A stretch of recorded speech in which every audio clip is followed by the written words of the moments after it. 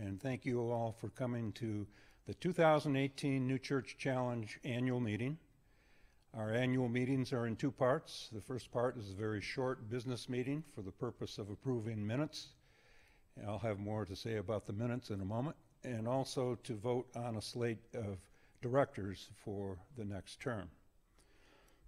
So our agenda this evening will be the approval of the minutes, announcements, president's report, treasurer's report, the election, and then adjournment. Want to welcome the people who are online streaming. We're glad to have you, as well as you here in the Pendleton Hall Auditorium. We have a quorum, so I can open the business meeting as of 7:34. And I think that's about right. I've reviewed the agenda. Now, we usually approve the minutes from the last annual meeting. However, we found out that we don't have minutes from the last annual meeting, so the business meeting is going to be a little bit shorter. We won't need to deal with that this time, but we put a process in place so that will not happen again next year. So that gets me to the announcements. The first announcement really is an acknowledgement. Barbara Deering has been our administrative assistant for the last 10 years, very capably taking care of those responsibilities, along with several other jobs that she does in the community. But we appreciate her willingness to be a part of directing our focus and keeping us on schedule with our annual events. So Barbara, if you would step forward, we have a token of appreciation for you.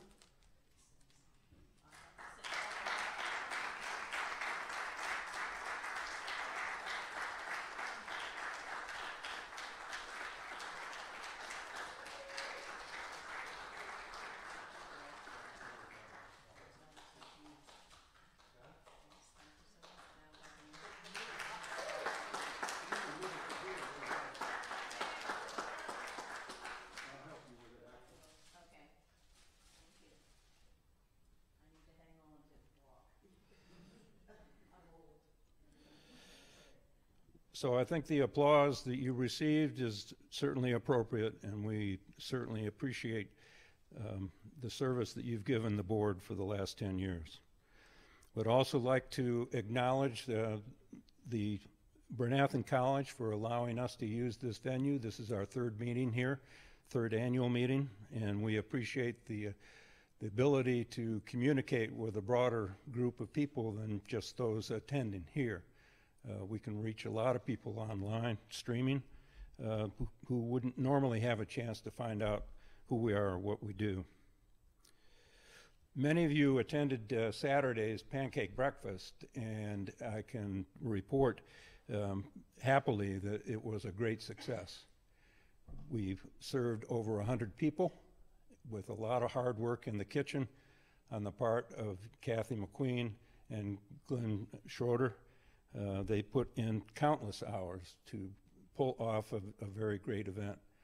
Our Horizon Group kids helped with the service, and we had live entertainment, and it was a happy occasion, I think, for everybody, and you're all invited to attend again next year.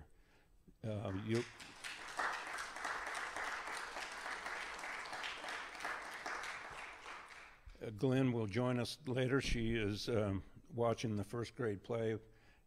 She has a granddaughter who's in it.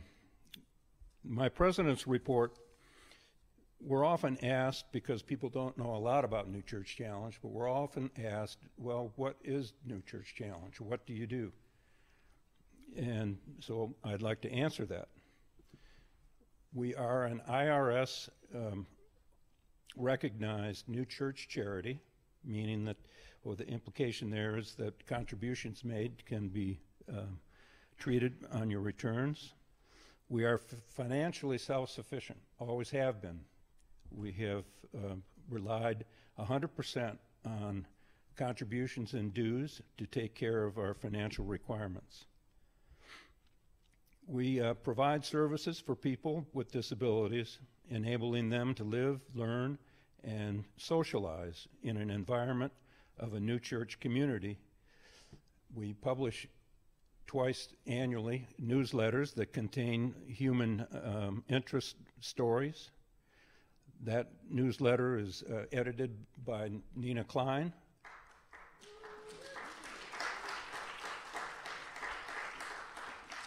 And she's got it down pat. She does a great job.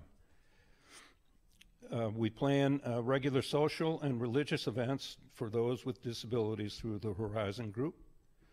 We provide scholarships for new church educators to attend workshops and courses relating to special education. Erica Browne may have something to say about that in a little bit. We consider requests for financial support from families for programs, services, or equipment benefiting persons with physical or learning disabilities. And we have established a fund to develop a home in the Bernathen community for adults with disabilities. We've been reporting on that for some time. We have a committee set up chaired by Bob Fazio, and he describes our progress rate of speed at glacier speed. And unfortunately that's true, not because of a lack of energy on his part. He is pouring his heart into it, and just recently we've discovered a couple of opportunities that it would probably be premature to say anything more about it than that, but stay tuned. We may have more to say soon. Les Alden, our treasurer for several years, has been preparing very excellent statements for us and has drawn from them a few highlights from the 2017 year. Contributions were up over 100% due to a very large contribution, which was very warmly received and appreciated.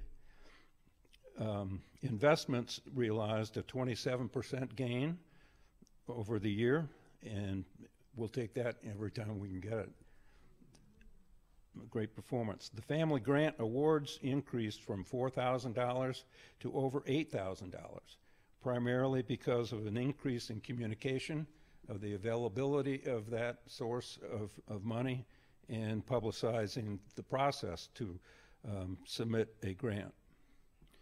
And Les tells me that 92% of the funds raised go towards supporting our programs. So with that as my report, I would now ask the Reverend Phil Schnarr to come forward with his report as the Nominating Committee Chair.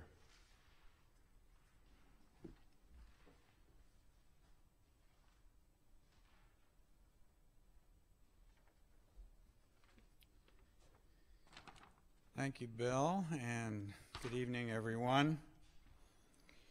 As the chairman of the Nominating Committee, I present this brief report. The undersigned members of the New Church Challenge Board Nominating Committee do hereby place the following 4 names before the board and the membership for election tonight: Bob Fazio, Sig Sonesson, Kathy McQueen, and Laurie Odner. The nominating committee presents the first 3 nominees, that's Bob, Sig, and Kathy, to serve for a second term. They bring experience and a valuable set of competencies to our board uses. The nominating committee also recommends Mrs. Laurie Odner as an important addition to the board. Laurie and her husband, John Odner, are parents of Ben Odner, who is a regular attender of New Church Challenge Horizon events. Laurie is employed by Bernathen Church to support marriages in the Bernathen Church and community. She publishes a popular and very successful daily email and online message called Marriage Motes. Laurie's life is full of examples of selfless, caring activity. She will bring a wide scope of contacts in the community to our work with the New Church Challenge community. And so we respectfully submit this report. The members of the nominating committee are James Cole, Beth Adams, and myself. So I'd like to call for a motion for the this report, the acceptance of this report and the slate. So we have a nomination. Do we have a second? Yes, we do. Barbara Deering. So we'll just call for the question, a voice vote. All those in favor, please say aye. Aye. Opposed? Abstentions? It's a unanimous vote. Welcome to back to the 3 board members and to Lori Odner.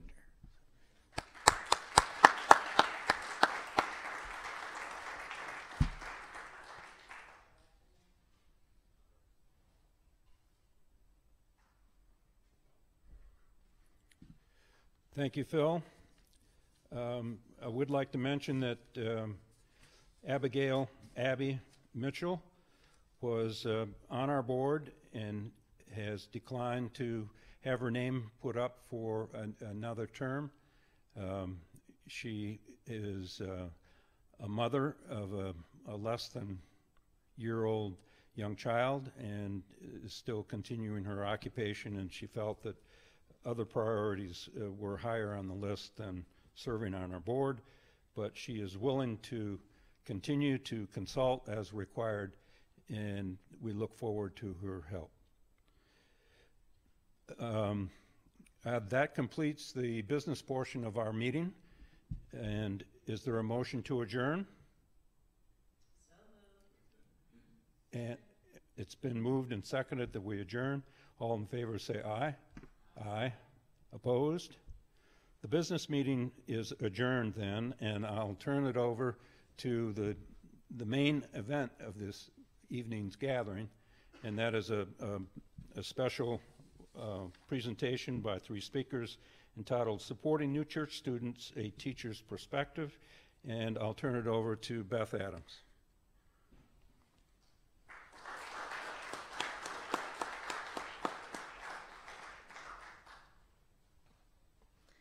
Welcome to the New Church Challenge annual meeting. We are so glad you are here, both in person and live streaming. Special education and how to support students that have various physical, behavioral, emotional, and learning needs is a topic that is at the forefront of educators' thoughts. How can we find ways to support and guide the students under our care? We invite you to become engaged in pursuing the answers to the following questions. What tools and resources are available to new church teachers? How can we build community around the topic of special education? And how is Browne College preparing future educators to be able to support learners with various needs? I'd like to introduce our speakers for this evening. Erica Synesthete Browne is a teacher at the Kempton New Church School. She is an advocate for her students and her school. Erica is dedicated to finding ways to help her students grow and to be able to access the word and the teachings of the new church. Sarah Jin Wong is an assistant professor of education at Browne College. Sarah entered the field about 15 years ago as an early intervention special educator, working with preschoolers and their families, and has since then transitioned into teacher education at the undergraduate level.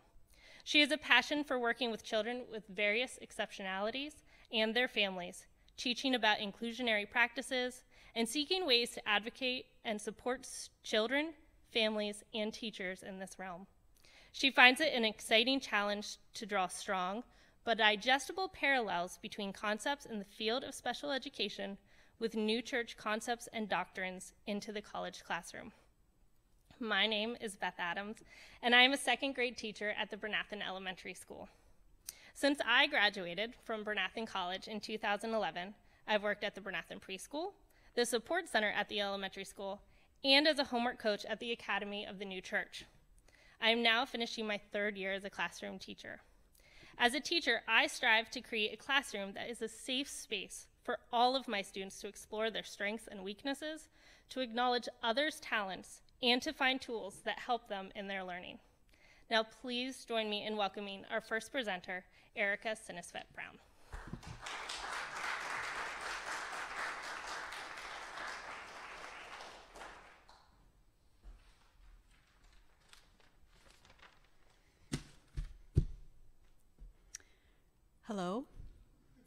Erica Synesthete Browne.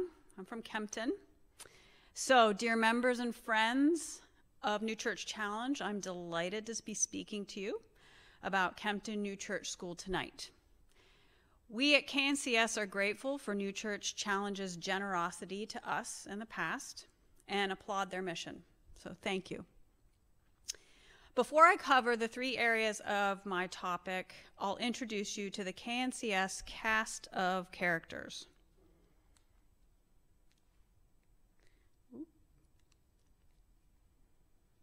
Turning on.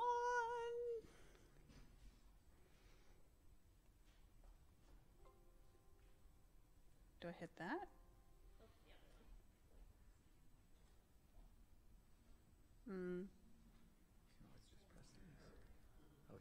Okay. Sorry. Thanks. All right. So we are a K through 12 school. We have 73 students enrolled right now and 8 full-time teachers. We have many part-time teachers and countless volunteers. So that's us. It's a pretty great picture. We have our bucolic moments. We sled when it snows out for recess on old cafeteria trays. And we run along the beautiful country roads during our cross-country unit. We have our Swedenborg evening speeches, just like any good New Church school. We have our President's Day banquets. But the work of learning can be harder for some than for others. And our school of 73 has 12 students who need some extra learning support. This can sound high, but this is a very normal number. About 1/6 of students in this country could use some extra help. So let's stop and define what we are talking about. Sarah Wong has provided us this evening with our working definition of special ed. So what is special ed? It can be individualized and specially designed instruction provided to meet the unique needs of a learner. And the 3 things highlighted up there are: kids can reach their full learning potential, including kids as much as possible in anything they can be included in. And finally, access to opportunities and evening the playing field for children so they can participate as much as possible. Providing special education brings up a lot of choices. There are countless methods, advisors, there's markers, there's assessments, there's goals to work from.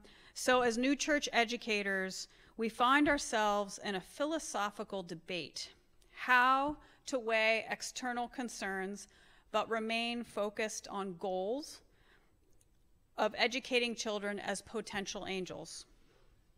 So we agree moral and spiritual education are still the goal and that we cannot become driven only by external results.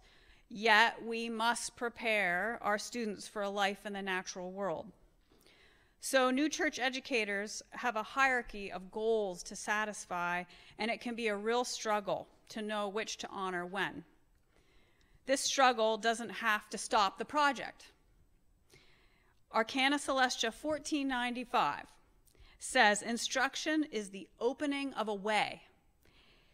If we view our job as to open the way for all students, then I think it orients us toward a positive spin on educating all students, rather than the negative attitude of fixing them or fixing them for the world or fixing them academically. With special education in Kempton being in its infancy, many parents can be stuck in a position of choosing between the New Church education they want for their child and a potent special education program offered in another school. We are working hard to make KNCS a viable option for kids who need special ed and want to stay in a New Church school. All right, now we will cover the 3 areas of special ed at KNCS. What resources we have day to day in KNCS special ed, and what our goals are for the future. So, without further ado, I'd like to display our resources. Oop, wrong slide. They are resources.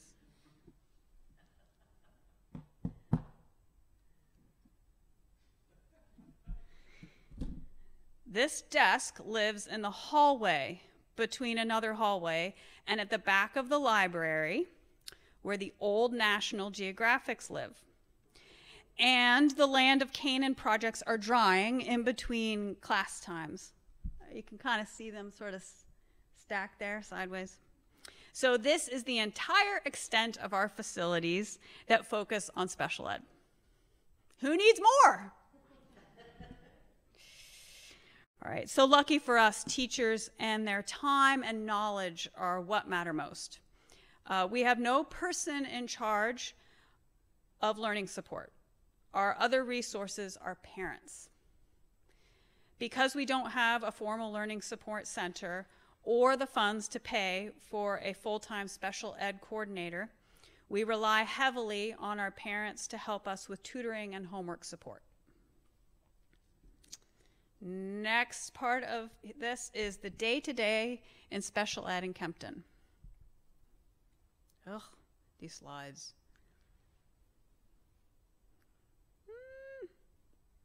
No, all right, just leave it there. Each classroom teacher handles the identification and planning of how to help the students who need it. In the elementary hall, the local intermediate unit provides us with reading specialists twice a week for 2 hours. We have one student who is accompanied by an aide.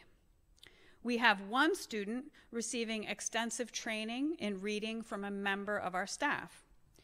Many of our part-time or volunteer staff help with forms of tutoring. This amounts to roughly 8 hours a week for our entire school. We have several students whose teachers modify their work as needed. This can be a simple reduction of the amount required to much more complicated interventions. We do administer reading assessments 3 times a year so that students don't fall through the cracks. Most students we give supplemental ed help to have been tested by our local school district. And generally the recommendations given by the district are what we base our interventions from. So that's the elementary hall. But moving to the secondary grades, we're working to be more accommodating to students who are not able to cope with the program as it stands. And we are trying to make our school more accessible to high school age special ed students. So this year, our 9 through 12 faculty adopted an accommodation and modification guideline plan, supporting students through their rough patches as they prepare for their post-high school goals. We currently have 2 students taking advantage of those high school guidelines. We have also begun a bi-weekly reporting system so parents of students in the older grades can stay better informed. This sounds boring, and it is. But the rewards are enormous, helping us keep our parents who are our students' main tutors abreast of the new needs and the triumphs. And it helps the teachers keep a tab on students who have been suffering in other subjects and has led to some collaborative efforts between teachers to keep some students progressing. So that's been very exciting. Something our small school can offer is flexibility. So some of our students have pursued apprenticeships in their older years. We don't provide a tech program, but we have made it possible for students in older grades to attend KNCS and also gain some experience in vocational fields. This is a good option for some students and one we will continue to offer. We had a student graduate last year who did an apprenticeship in welding. So that was pretty neat. Okay, so this leads me to the final piece of your time with me, which is what KNCS envisions in their near future. It's exciting times. We have a building addition, in the works, and it's a lot of change happening to our physical plant. So the physical changes, I'm hoping, will encourage some internal changes as well. We hope that with the addition, some new space will open up so that special ed can now have a small area for one-on-one support. In addition, we have some goals we're trying to meet, and one of them is we'd like to have a part-time special ed coordinating position. It is something we really feel the lack of tremendously. Transitioning students and coordinating multiple teachers for kids in high school is really vital for the student to continue progressing, instead of them getting handed back and forth, you know, like a birdie in a match. This staff member would aid teachers in modifying materials and tests, and they would also help parents navigate the testing process to identify their students' strengths and weaknesses. Another goal we have is we're slowly working on building our lending library of materials that can help guide parents' tutoring, because again, these parents are our main resource for aiding their students. So we'd like to help them as much as possible so that their time on task can be productive.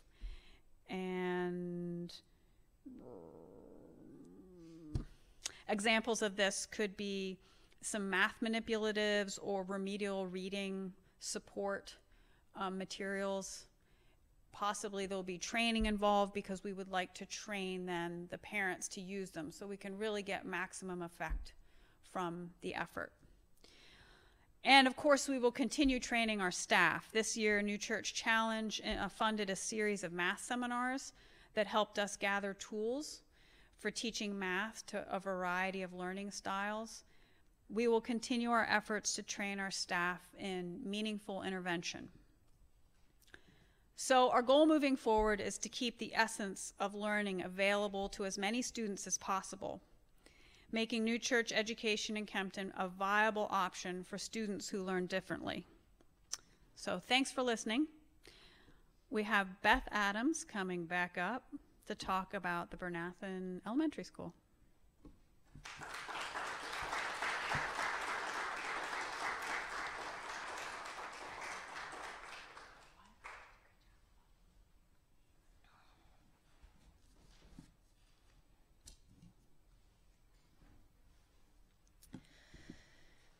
This morning, I was at school while my students were working on their early morning work, and I was worrying about this presentation and wondering if what I had to say was of any value. And I walked over to my desk and I found a notepad that one of my students had put quietly and silently over on my desk when I wasn't watching. The front of the notebook said, "Write it down." And inside the notebook were handwritten notes and 3 cutout hearts. Each of the hearts had a quote taken from the Lord's word on it. One of the quotes was taken from the book of Genesis. "Then God saw everything that he had made, and indeed it was very good. Thus the heavens and the earth and all the host of them were finished." This quote made me stop and pause as I thought of all the good works that are done by our community, our teachers, family members, administrators, men, women, children, working together to support one another in a way that the Lord has taught us from his word. As we imagine all of the wonderful gifts that the Lord has provided us with, I want to then look at special education through a more spiritual lens. In her presentation, Erica Browne mentioned a definition that we were given with the help and support of Sarah Jin Wong that defines special education as individualized and specially designed instruction provided to meet the needs of a learner. But let's break it down even further. Education is the process of receiving or giving systematic instruction, especially at a school or university, but it's also defined as an enlightening experience. Special can be defined as better, greater, or otherwise different from what is usual. As parents, teachers, administrators, family members, friends, our hope should be to create environments that are better, greater, and that serve as a means for students to receive instruction that results in an enlightening experience. This enlightened learning experience is what motivates students to find ways to be useful and to help those around them. It is about holding space for the Lord within their learning and their daily lives. It is what allows children and adults to ask questions about heaven and angels, and to ask, what is the deeper meaning when they hear stories from the Word? It is about developing innate talents and passions while also acknowledging weaknesses and mistakes. The Bernathen Church School seeks to provide children with an education based on the teachings of the new church, to prepare them to become confident, caring, and useful citizens of this world and of the Lord's heavenly kingdom. This mission is greater and better and otherwise different than what is usual, in that it is focused on more than mere academic performance. The mission of BACS centers around building a life around the Lord where students use their talents to help one another and live lives of useful service. Every person that the Lord has created has a gift that they are able to share with others. But I would ask my students, what are the talents of their classmates? Their answers may include that one student is good at speaking up for themselves. Another student is a strong reader.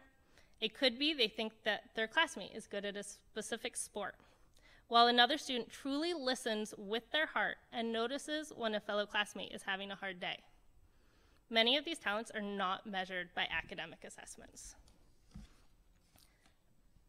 And that does not make these gifts less valuable. However, in a school setting, we cannot dismiss the needs for meeting some academic benchmarks. So I want to take a few minutes to share some of the resources that are available at BACS. The Student Support Center, led by Lisa Synesthete, is an invaluable resource at BACS. The teachers who work for the Support Center are dedicated to helping support students in the classroom, in small groups, and one-on-one. The staff utilizes the resources and programs that can be found in the Support Center, including such reading programs as Reading Mastery, a program that provides direct instruction and helps students develop into fluent, independent readers. While classroom teachers differentiate when needed, there are times that a modification is needed that is best applied out of the classroom. The support teachers not only have to accommodate to the different needs of their students, but are also working with several classroom teachers and have to adjust their support to meet the teacher styles as well.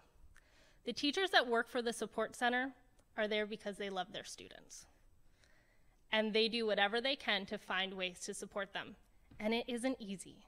A support center teacher may start their day supporting a kindergartner and end their day by helping an 8th grader with an essay, which is hard. Not only are they accommodating the various needs of their students, but different teachers have different expectations of how different lesson plans should be recreated or how support should look one-on-one or in small groups.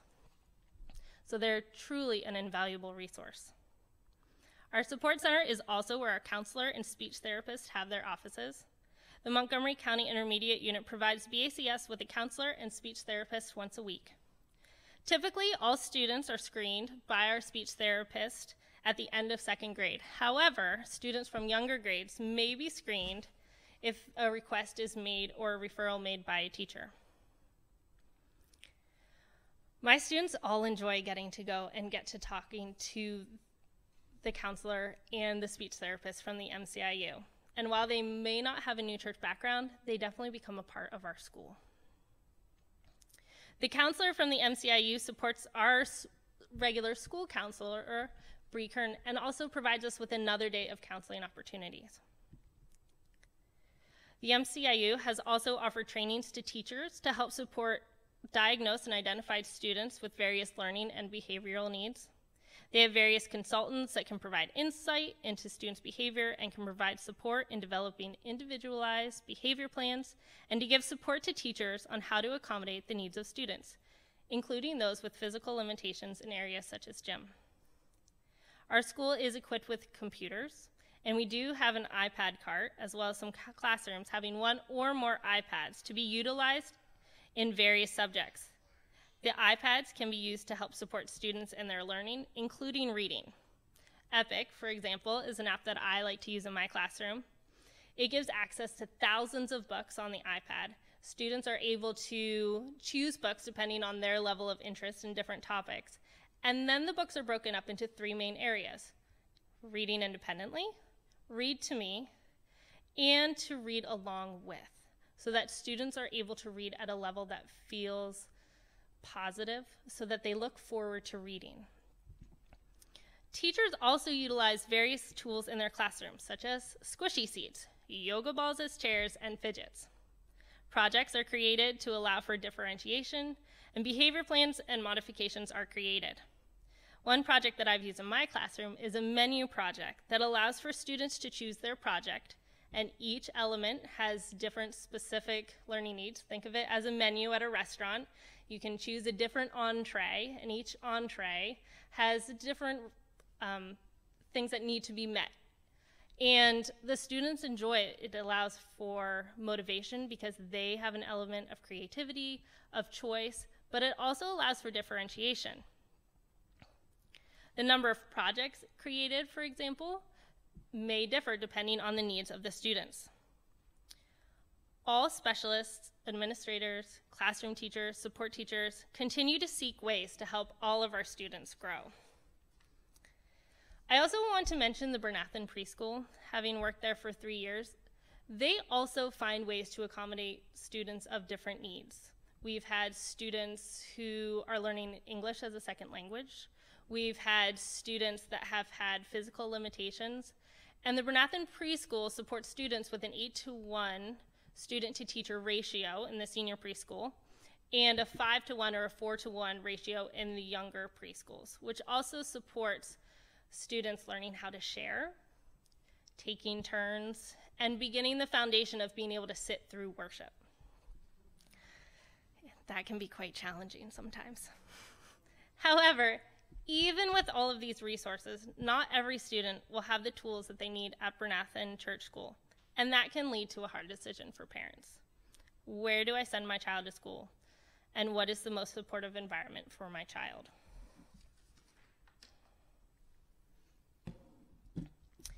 Even though we do not have the resources to support the needs of all learners at the various new church schools, that does not mean that we cannot create connections and a sense of community between parents, teachers, and students who may not be able to attend a new church school. We may gather how great Angel's wisdom is from the fact that in heaven there is a communication that involves everyone. The intelligence and wisdom of one individual is shared with another. Heaven is where everyone shares everything of value. This is because the very nature of heavenly love is to want what is one's own to belong to another. So no one in heaven regards his or her good as authentically good unless it is someone else's as well. This is also the basis of heavenly happiness. Angels are led into it by the Lord, whose divine love has the same quality. Heaven is where everyone shares everything of value. Every child, every man, every woman has something to share that is of value. Is one of the gifts of the Lord creating all of us to be different from one another? My students and I often talk about how hard it would be to live in a world where everyone was great at everything, or where everyone was good at the same things. I'm passionate about special education because I believe that every person the Lord created has a gift that is worth sharing with the world. Sometimes it just needs a little nudge before it is able to be shared. I'm not standing here before you tonight because I have all the answers, or because I have 20 years of teaching diverse learners. I'm here tonight because the topic of special education can sometimes feel isolating. Within our classrooms, within our schools, within our homes, there can be a feeling of separation and like we're on miniature islands. My hope is that we can find ways to build a community that focuses on turning to the Lord and creating a sense of unity and sharing our wisdom with one another. There are many possibilities for creating community around special education and supporting students with various needs who are not able to attend BACS or another new church school. My co-teacher, Liz Switzer, and I would love to find ways for students to connect. Some of our thoughts include writing to one another as pen pals, or making short movies about things they are learning and then sending them to each other. Students can share information about their talents and also skills that they are working on. Another idea could be to create an event a few times a year or every other month that focuses on some social skill and also may have a short worship and then games and activity for the students to play together. And this wouldn't just be for students that have, that are diagnosed with special education. It would be bringing together students from all age groups and teaching them how to communicate with each other and identifying the strengths that they all bring and truly creating that sense of community. I invite you to continue the conversation of finding ways to create connections and a sense of community. For anyone interested in participating in a small group, you can either contact me or my sister-in-law, Browne Henry. My hope is to create a safe space where we can continue this conversation about special education. The possibilities seem endless, especially with the technology of today and with the support and help of people in the community. I'm confident in saying that I see many connections being made between children and adults with an abundance of knowledge and personal experience. But I also know that it won't start unless we first begin the conversation. Now please welcome Sarah Jin Wong as she shares how the college is doing their part in preparing teachers for futures in new church education.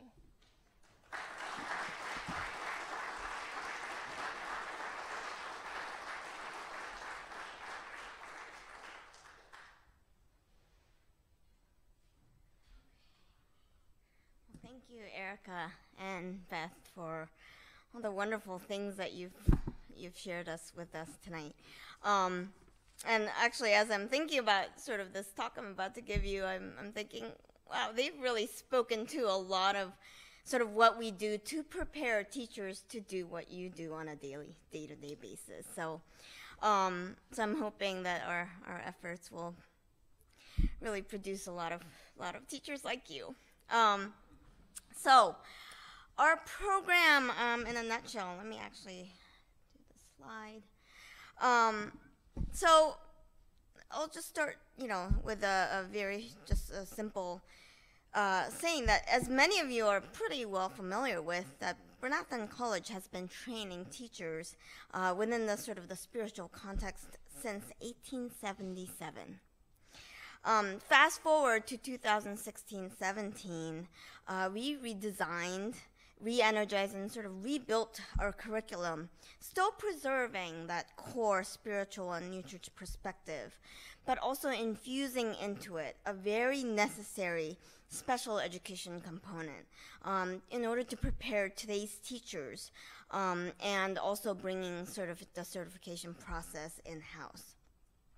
So in our new program, students learn how to become reflective, responsible practitioners who are all on their own journey of growth and development, who really learn to care for both the external environment, which they create in their classroom, as well as the climate, the social and emotional often climate, and the internal environment in their own minds and spirit.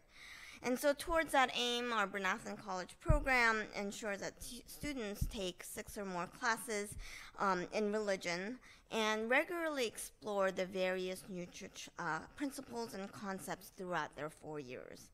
And that's really what I'm going to be talking about today. So pictured above, you'll see sort of the 4 core members of our education department, one of whom is here somewhere. Oh, there she is. So we, the 4 of us, sort of are at the heart of delivering this curriculum. And though it would be remiss for me to leave out our incredible number of adjunct professors who join in and sharing their expertise with our students. And those include Lisa Synesthete, Jessica Bostock, and Martha Gyllenhaal.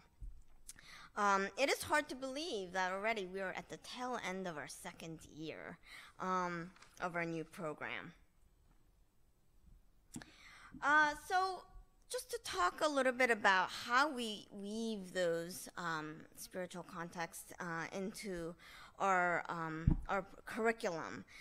In addition to the mainstays such as the direct doctrine on use, remains, and other sort of highly relevant thoughts to the field of education, I want to highlight a few additional themes that are woven, especially throughout the special education classes and portion of our program. First of all, there's a heavy emphasis that's placed in the way in which that each teacher really holds each individual child, with all of the strengths and gifts, as well as sometimes challenging needs that they present inside the classroom. And so really seeing that as the variety that really creates the constellation of the classroom, that's our main job, one of our main job as teachers, to first and foremost value and welcome those differences and welcome the variety that they bring into the classroom. And so I often sort of infuse into some of my courses some of these quotes that are either direct quotations or paraphrases of some of the New Church doctrines. So in Psalm 147 it says, "He counts the number of the stars and he calls them all by name." And in True Christianity 32, it talks about infinite variety which rises only from the infinity of God the Creator. And the infinity of God the Creator can also be seen from the infinite number of stars. And in Heaven and Hell 56, it talks about the perfection of heaven, which is the result of variety.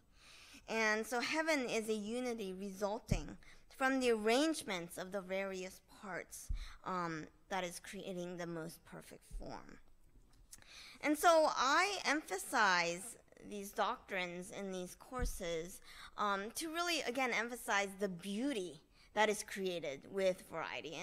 And Beth, you talked about how you bring up with your students about the importance, actually, that variety creates in our day-to-day lives. It would be really boring to not have variety amongst the students that are within a classroom environment. And so then the New Church Doctrine on Variety actually is a very natural segue into another key theme, a much more secular one that is a newer sort of newly developed pedagogical framework called Universal Design for Learning. And this essentially is a framework where teachers really learn to build in flexible options for their students in their learning environment to meet the needs of these students with learning differences by creating an environment where equal access and opportunity is given by removing the barriers that sometimes learning environment can put in front of a child with learning needs, really from the get-go. So instead of sort of pushing in all of these accommodation modifications sort of as they come up, as the needs come up, this framework actually allows teachers to really look at that from the get-go and really look at the various angles in which that a student might present some of these challenges. So UDL really takes to heart this saying that if children can't learn the way we teach, maybe we should teach the way they learn. And so it's a pretty robust sort of neuroscience, cognitive neuroscience research-based framework that is really given a lot of time actually in their second term in their sophomore year for our students. And this UDL framework really gives them those tools to respond to student needs, again, from the get-go and not necessarily as those problems and challenges might come up in the classroom. And then the third and probably one of the bigger sort of emphasis that's placed within the special education component of the program is the importance of collaboration. And Beth talked a lot to that today.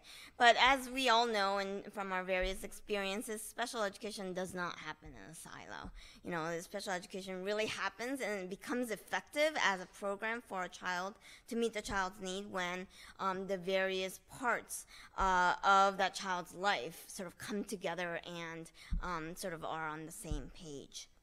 And so collaboration with other professionals, but actually more importantly, I think, with families and parents, and ultimately even with the Lord, becomes a big sort of talking point in some of my classes.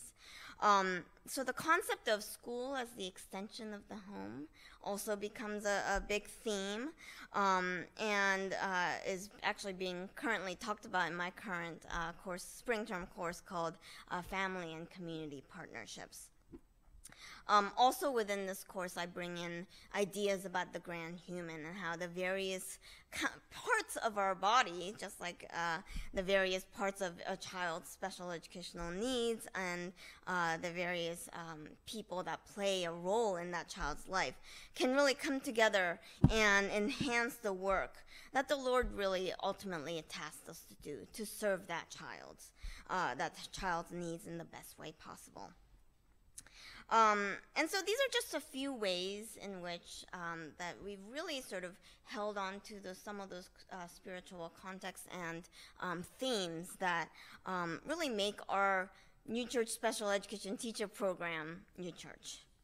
And so where are we today? We are, and you see some of the bright faces of the students of our program. We're a really jam-packed program, and so, and our students will tell you that. It's an intense 4 years. But we've also really sort of put in important, and I think sometimes even perhaps more meaningful sort of aspects of our program that the students will then take away feeling like, oh, you know, this is what was special about our program. And so one of those highlights is our garden-based school gardening or garden-based learning program.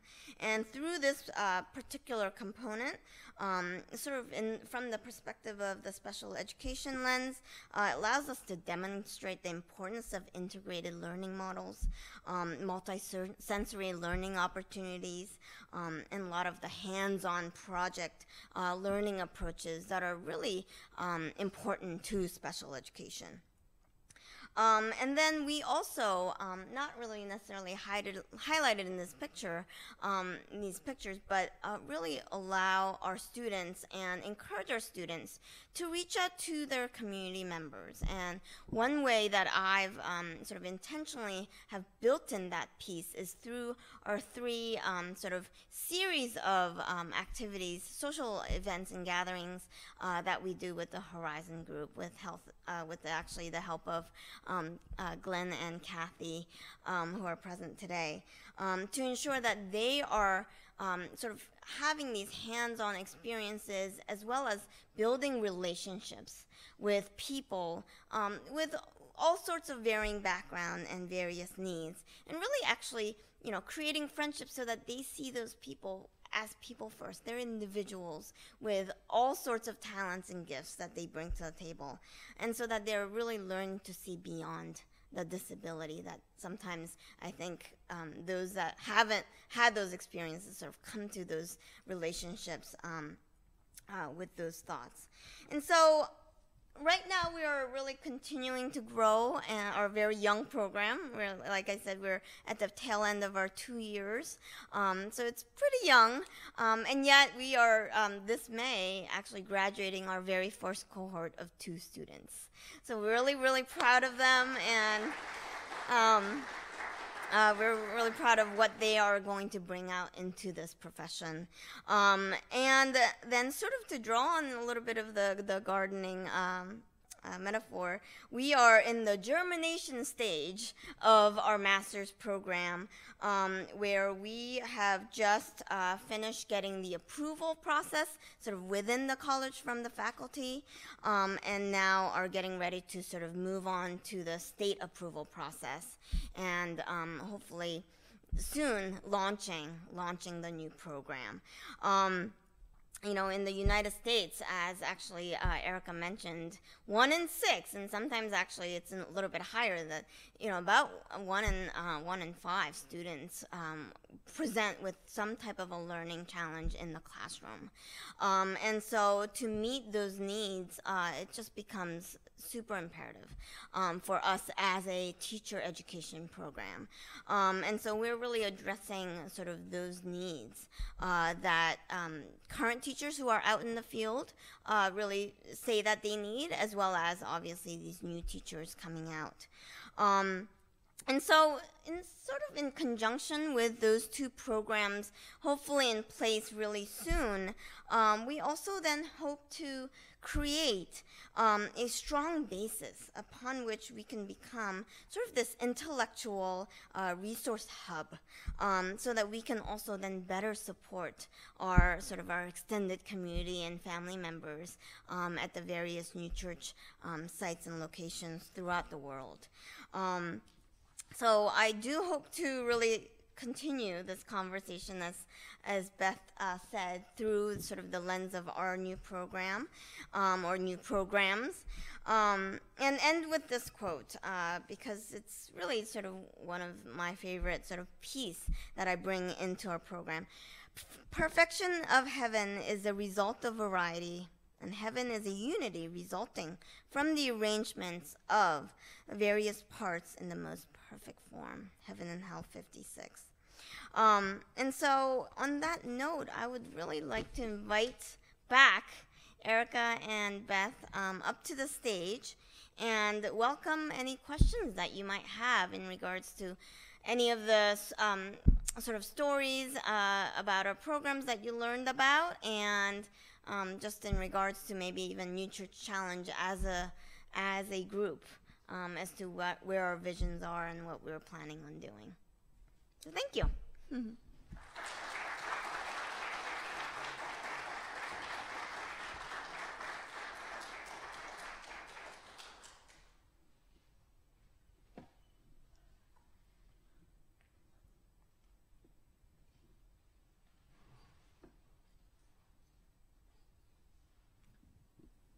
In the Kempton School, do you find from parents a little concern about the amount of time or the amount of energy devoted to your challenge students? Are they concerned about where the school will develop as far as their normal or brighter students?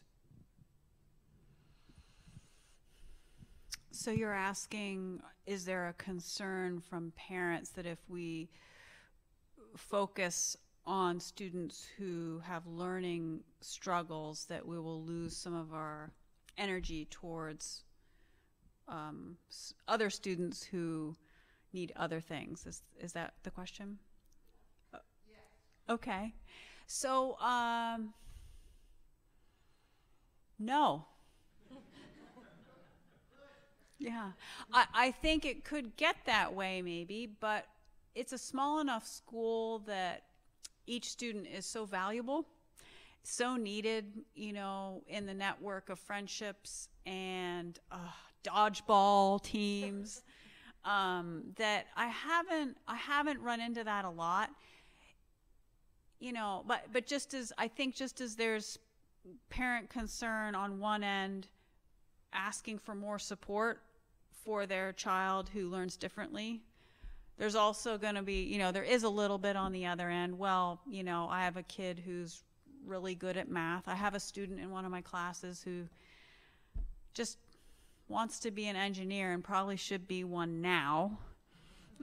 He's in 6th grade.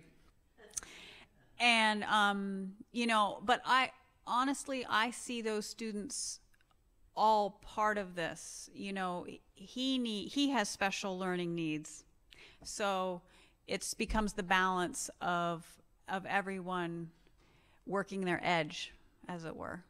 You know, thanks.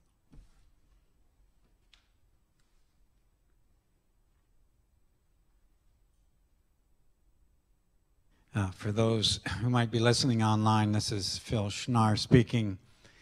First of all, just let me say that how heartwarming it is for me as I am leaving the main focus of my work in education, New Church education, and in the coming months, to see new generations coming along with those passions that are so essential for that mission to be accomplished that Beth had up there on the screen.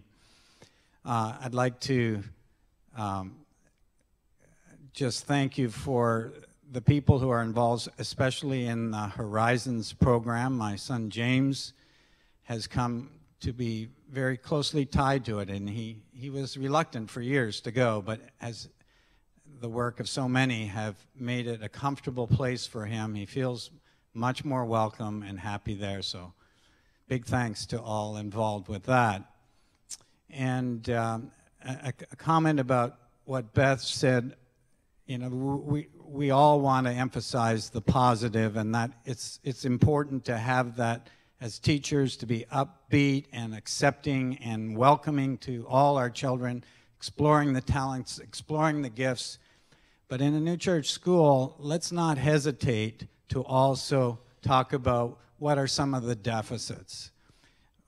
It's not appropriate to talk about evils or sins in this context, but we all have weaknesses.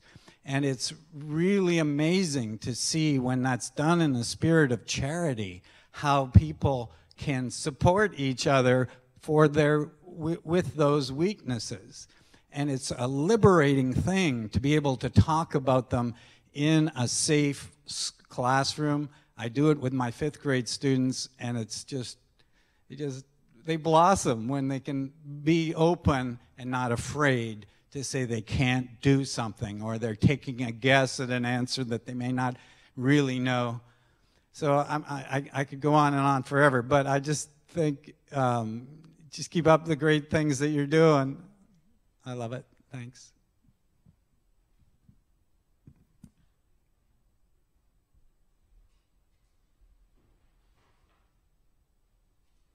Hi, Glenn Schroeder here. I hate to admit that 40 years ago when I went to the University of Northern Colorado, special ed was becoming a great new exciting thing, and it focused on inclusion in the classroom.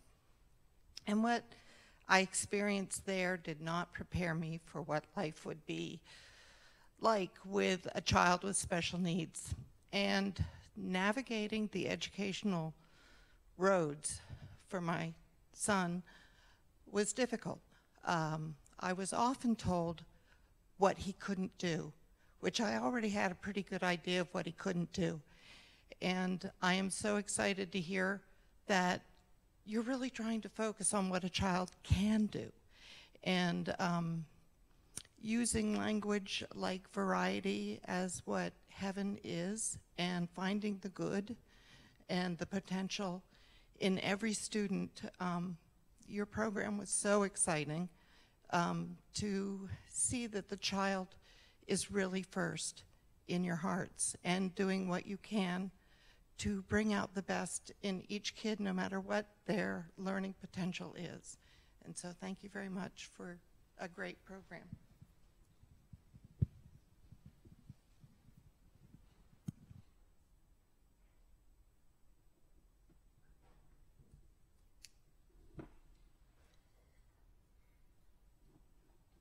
Hi, it's James Cole here.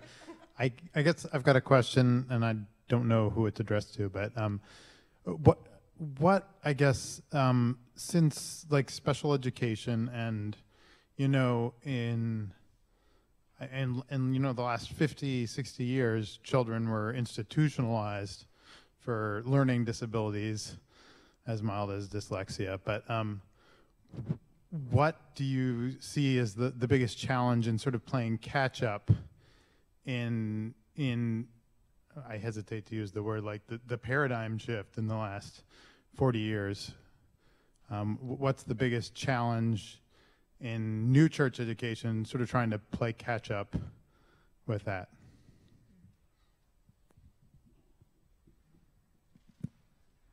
I'll let Sarah offer her opinion afterwards, or just her insight. Some of it is just the availability of resources can be hard in supporting all students, but there's definitely, I would say as a teacher, an awareness of the gifts of every student. And so it's a matter of allowing students to learn from each other. So it's not that there's anything wrong with a child, it's just how can we support them to feel successful. And in my class, we talk a lot about what does it mean to feel confident? What does it mean to learn from each other? And kind of going off with what Phil was saying, one of my class meetings has students identify something that someone else in the class is good at. And then something that they struggle with, and then something in a person who they think they could then learn from. And so there's definitely a shift from students needing to be separated to how can we include them to the fullest potential. And I think the catch-up is in a new church environment, we don't always have all the resources to make it as successful as possible for every student. And so it's not a lack of willingness to be able to have all of them or have every student be able to come and be included in our classrooms. It's just a matter of having the skills or having the resources to be able to do that. I don't know if that kind of answers your question. But for me, I see that as we look at students as individuals, and we love them as individuals, and we see them as a gift, every student. And we also have to recognize our limitations about how we can best support them. So I think, that catch-up can continue to happen as we seek ways and resources for bringing students into the classroom. The college, I'm personally really excited to finish my master's in special education through Browne. And that will also give resources and to be able to continue having this conversation. I think you pretty much sort of nailed the answer on the head, I think. But this idea that shift with the shift that's happened, in sort of in the larger society, is really having to do with the attitudinal shift of people and how we perceive differences. And so with that attitudinal shift, I think combined with the tools and the resources and some of the sort of the newer ideas about how to include children with these types of needs into the classroom. And actually that's also one of the reasons why I love that UDL framework that I talked about so much, is because that framework really works with sort of the both sides of the coin, right? It's both the attitudinal shift that the teacher must go through in order to welcome those types of differences in their classroom, as well as giving them then some of the sound toolbox that they need in order to make that work.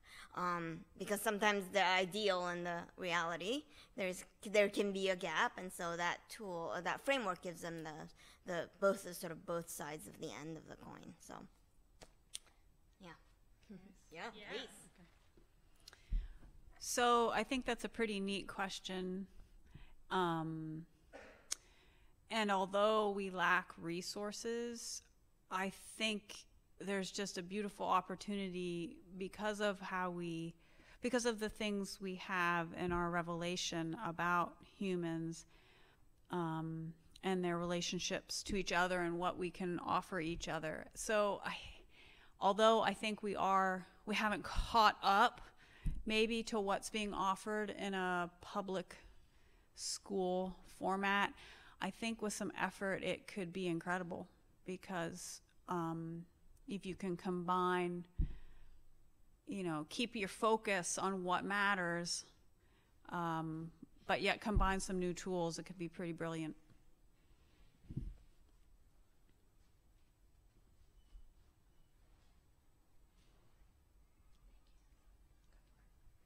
Thank you. And I think that adjourns our meeting.